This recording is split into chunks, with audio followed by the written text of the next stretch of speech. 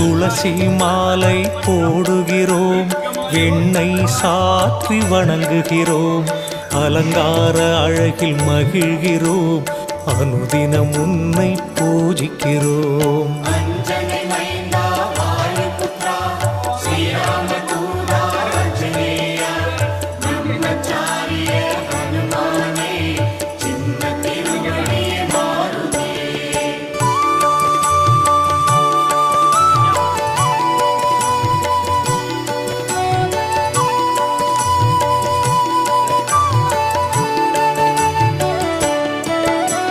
வாராவாரம் சனிக்கிழமை வணங்கி மகிழும் பக்தர்களை திருவருள் புரிந்து காக்கின்றாய், வேண்டுதல் யாவும் தீர்க்கின்றாய்.